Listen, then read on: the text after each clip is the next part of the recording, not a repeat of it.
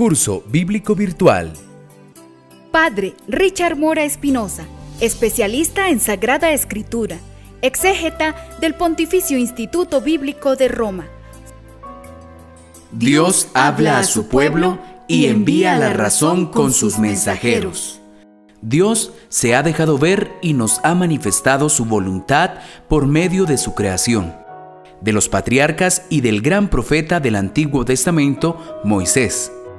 Estos momentos que hemos llamado manifestaciones de Dios en la historia del hombre y su pedagogía de revelación buscan acercar a Dios con su criatura más perfecta, para poder entablar un diálogo en el cual Dios toma la iniciativa y el hombre responde. A eso es a lo que llamamos fe.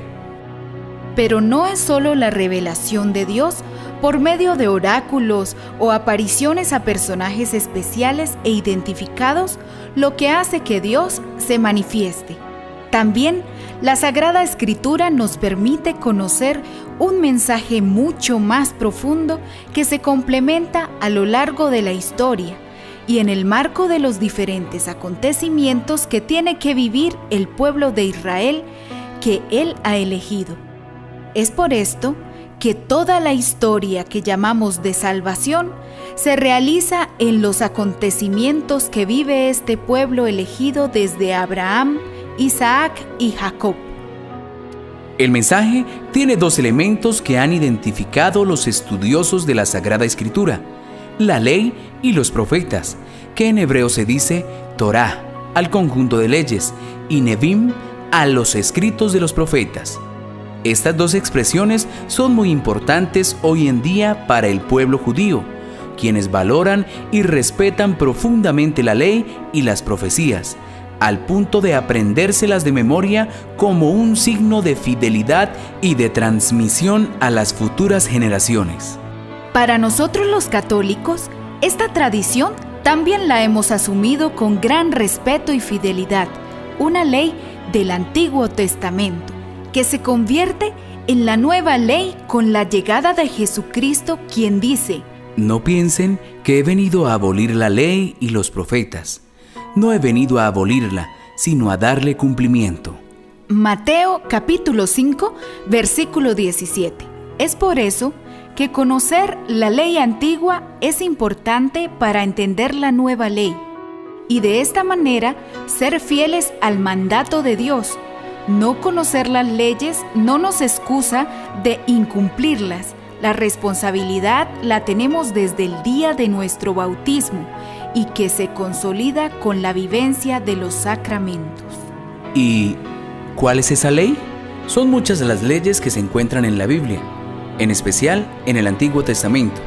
Son tantas que hasta un libro del Pentateuco lleva el nombre de Leyes o Levítico, que se considera como el primero de los libros escritos o editados dentro de la colección de los 5 primeros libros que encontramos en la Biblia. Esto nos ayuda a entender que la ley es el centro de la fe y la vida espiritual del pueblo de Israel.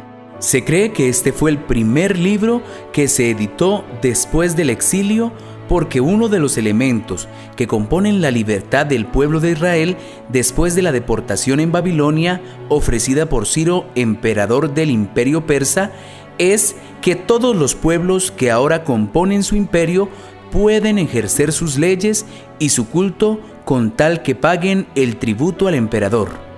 El pueblo de Israel viene de una época difícil donde sus raíces se estaban perdiendo y la fuente de su espiritualidad había sido destruida. Era el templo de Jerusalén. Es por eso que empieza a reconstruir su historia y lo hace por su elemento más fuerte, la ley de Dios, y la obediencia que juró el pueblo por medio de las alianzas. Por lo tanto, el Levítico toma un papel relevante en esta reconstrucción de la identidad del pueblo alrededor de la ley. Esto nos ha permitido tener una nueva concepción de la elaboración del Pentateuco, ya que nos direcciona hacia una reconstrucción de la identidad del pueblo de Israel y al mismo tiempo nos ayuda a entender cómo fue consolidada la historia anterior y reciente en el ambiente del posexilio. El pueblo busca reparar los daños causados por la destrucción de su templo y la pérdida de sus tradiciones. Es por eso que unifica toda la actividad de culto en el lugar más sagrado para todo el pueblo, el destruido templo de Jerusalén, que empieza su reparación y reconstrucción con la dirección de Esdras y Nehemías, narrados al detalle en cada uno de los libros que llevan sus nombres. La importancia del templo permite observar el valor del culto que tenía para el pueblo de Israel y sobre todo la fidelidad a una ley que estaba ligada a él. Es decir, se debía congregar al pueblo por orden de Dios mismo para rendirle el culto y obedecer sus mandamientos. Pero todo esto estaba orientado a mantener un orden en el pueblo y de poder recordar cuál era la importancia de su Dios en medio de un pueblo desorientado y desvirtuado en su esencia. La ley establece cuáles deben ser las obligaciones del pueblo y al mismo tiempo cómo se manifiesta la presencia de Dios, teniendo en cuenta que este es el elemento que condiciona todos los acontecimientos históricos en la realidad del pueblo de Israel. Toda la ley tiene la característica divina de superar el poder humano. Es una ley emitida solo por Dios y todos los reyes deben acatarla junto con el pueblo. No se puede cambiar ni acomodar a nuevas administraciones reales, ya que es Dios mismo quien la estableció. De aquí que el juicio a los reyes o el pueblo se da por la fidelidad o infidelidad del rey y del pueblo a esta ley. De allí vienen los castigos o premios directamente proporcionales a su fidelidad o infidelidad. Esta es la condición que deben cumplir todos. Esta es la razón con la que se justifican los triunfos o las derrotas, algunas tan desastrosas como el exilio. En este marco se mueve la tradición llamada deuteronomista, que presenta la historia de Israel en una tensión entre fidelidad e infidelidad, premio o castigo. Es por lo tanto la llamada ley de Dios, la que orienta al pueblo y ayuda a la reconstrucción de su identidad. El Levítico organiza las leyes y las presenta, pero para que el pueblo pueda volver al templo, necesita recordar dónde y quién establece esta ley. Es por esto que aparece el libro del Éxodo, quien narra los acontecimientos del desierto y presenta al gran héroe del Antiguo Testamento, quien es la autoridad máxima del pueblo de aquí en adelante, Moisés, quien tiene el protagonismo a lo largo de todo el libro y simboliza la liberación del pueblo, ya que es el ungido de Dios. El nombre de Moisés viene de la raíz hebrea masha, que significa ungir. Es por eso que representa al ungido, que en griego se traduce como Cristos. Hagamos un paréntesis importante con relación a los nombres. Dos personajes son protagonistas en la liberación del pueblo de Israel en el Antiguo Testamento: el ya mencionado Moisés y su sucesor, Josué, quien toma las riendas del pueblo por mandato de Dios mismo. Josué, capítulo 1, versículos del 1 al 9. Moisés libera al pueblo de la esclavitud y le da la libertad, conduciéndolo por el desierto y recibiendo de Dios las leyes que regirán al pueblo. Ya dijimos que su nombre significa ungido. Josué toma al pueblo y lo conduce hacia el segundo momento importante para una comunidad errante y nómada: tener su propia tierra de acuerdo a la promesa de Dios mismo, y lo hace con el mismo signo de Moisés al sacar al pueblo de Egipto. Divide las aguas, pero ahora no las del Mar Rojo, sino las del río Jordán, que separa la tierra prometida del desierto. Josué, capítulos 3 y 4. Un pueblo sin tierra no puede ser una nación. Con Josué se logra la tierra y con Moisés ya se tenía la ley. Es por eso que ambos personajes permiten que Israel sea una verdadera nación, ya que tiene una ley que lo rige y una tierra donde vivir. El nombre de Josué viene de la raíz hebrea Yoshua, que significa Salvador, Liberador. Es quien le da al pueblo su libertad, en este caso militar, y muy exitosa en la conquista de los pueblos que ocupaban la tierra, y consigue su independencia guiada siempre por Dios. Estos dos personajes son muy importantes en la historia del Antiguo Testamento y en la proyección al Nuevo Testamento, ya que la unión de los dos nombres aparece en la composición del verdadero Mesías, esperado por el pueblo, aquel en quien habían puesto la esperanza de la liberación definitiva ofrecida por la ley y la independencia del pueblo, que es Jesucristo, nombre compuesto por Jesús, Yoshua, Josué, y Cristo, Moshe, Moisés. Es decir, nuestro Señor Jesucristo asume en sí mismo la tarea de ser el ungido liberador. Es por eso que inicia su vida pública como ungido de Dios en su bautismo en el río Jordán. Mateo capítulo 3 versículos 13 al 17. Marcos capítulo 1 versículos 9 al 11. Y Lucas capítulo 3 versículos 21 al 22. Por donde Josué ingresa a la tierra prometida como su liberador. El verdadero Mesías es el ungido por Dios, que libera a su pueblo y le ofrece la libertad absoluta del pecado y de la muerte, cumpliendo la ley establecida para el pueblo de Dios y ofreciéndose como víctima única en el altar del templo de Jerusalén, así como lo hizo Abraham al donar a su hijo Isaac, con la diferencia que el Padre Dios sí ofreció a su hijo y a Isaac lo rescató.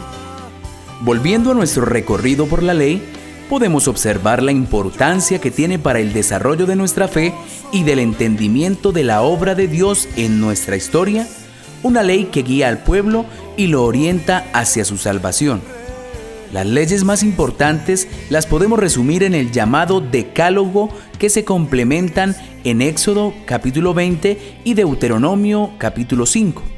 Pero, ¿de qué sirve una ley si no hay un juez que la haga cumplir y unos jueces que la puedan ejecutar? Es aquí donde podemos encontrar a los siguientes protagonistas de la obra de Dios. ¿Y quién intercede ante Dios para que la ley se cumpla? Los profetas. Aparecen nuestros siguientes personajes, variados y enigmáticos.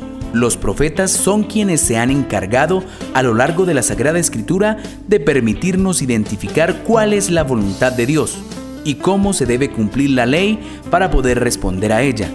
Son muchos los llamados profetas, Nabí, en hebreo, que aparecen en los momentos históricos importantes del pueblo de Israel. No todos ellos escribieron. Es por eso que los distinguimos como los profetas de palabra y profetas de libro.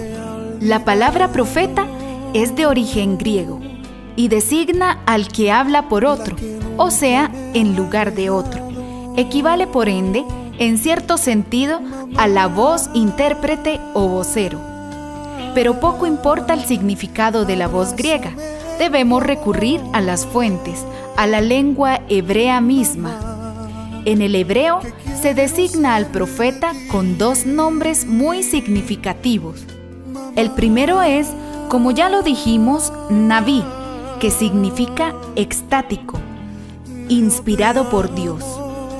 El otro nombre es Roé o José, que quiere decir el vidente, el que ve lo que Dios le muestra en forma de visiones, en sueños, etc. Ambos nombres expresan la idea de que el profeta es instrumento de Dios, hombre de Dios que no ha de anunciar su propia palabra, sino la que el Espíritu de Dios le inspira.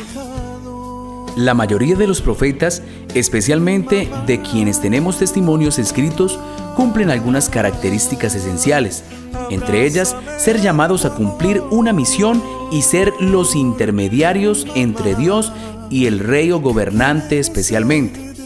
Se comunican con Dios por medio de los llamados oráculos de Yahvé, es decir, de visiones o manifestaciones que les permite identificar lo que Dios quiere y su mensaje para su pueblo o para el rey. Son personajes polémicos, en ocasiones excéntricos y directos al hablar. Es por eso que son perseguidos y juzgados en muchas ocasiones, y la mayoría de ellos asesinados por sus denuncias ante el pueblo o ante el rey, quienes no salen bien librados de sus acusaciones por no cumplir la ley que Dios ha establecido. El papel de los profetas es hacer cumplir la ley, conducir al pueblo hacia el entendimiento de la misma y especialmente guiar a los gobernantes en la fidelidad al Dios que los ha elegido. Son los profetas quienes nos ayudan a reconocer cuál es la voluntad de Dios y a interpretar las acciones que realizan los gobernantes, muchas de ellas desviadas del camino que Dios quiere.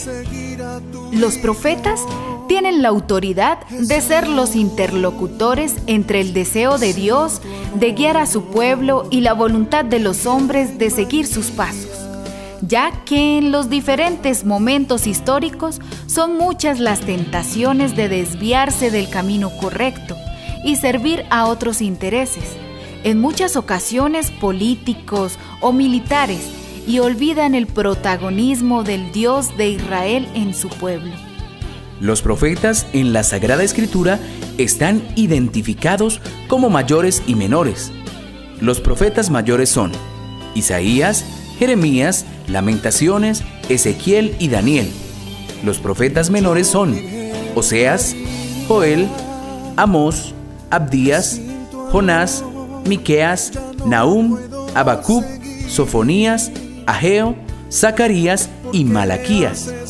Esta clasificación se realiza especialmente por su extensión y el valor de contenido profético, pero mayores y menores son muy importantes en la consolidación de la vivencia de la ley de Dios.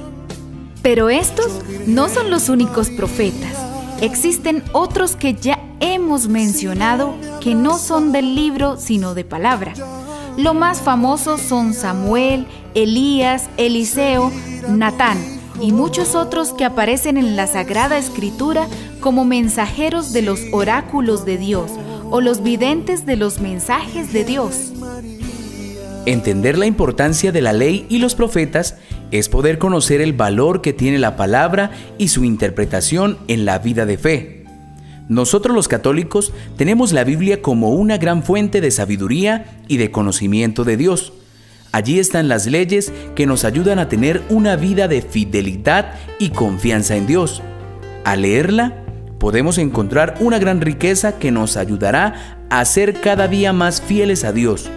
Ese es el valor de la ley que el mismo Jesucristo en el Nuevo Testamento nos invita a compartir y poner en práctica. Mateo capítulo 7, versículos 24 al 27. Lucas capítulo 6, versículos del 47 al 50. Pero la palabra de Dios necesita ser interpretada en su contexto y en la realidad actual. Es por eso que se necesita de los profetas, quienes son los instrumentos de la comunicación e interpretación del mensaje divino. Son los profetas quienes tienen la autoridad y la gracia de interpretar el mensaje enviado por Dios en su palabra. Es por eso que en la iglesia existen personas capacitadas en la interpretación de la Biblia, los sacerdotes, religiosos y hombres o mujeres consagrados a Dios, que han estudiado y meditado a profundidad la palabra de Dios, dentro de las directrices de la iglesia y según la tradición. Ellos son quienes hacen las veces de profetas de nuestro tiempo para poder conocer el verdadero sentido del mensaje plasmado en la Sagrada Escritura.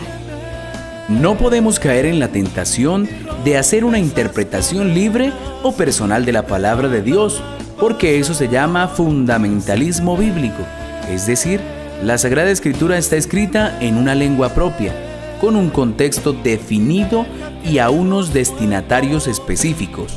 Esto nos permite entender que su mensaje debe ser interpretado, reuniendo todos los elementos que la componen y conociendo la historia y la cultura del pueblo donde fue escrita.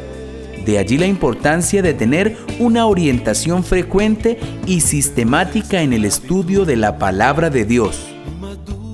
Todos somos hijos de Dios y Él es quien nos ha dado su ley para guiar nuestras vidas. Esta ley está acompañada de la interpretación de los profetas y sobre todo del anuncio de la llegada del verdadero Mesías, quien nos lo enseñará todo. Isaías capítulo 7 versículo 14 y capítulo 11 versículo 2. Es por eso que en Jesucristo se cumple toda la obra de Dios, presentada en la ley y anunciada por los profetas. Y es quien nos ha demostrado y enseñado cómo ser fieles al Dios que nos ha creado y nos ha manifestado su amor. Hebreos capítulo 1 versículos del 1 al 5.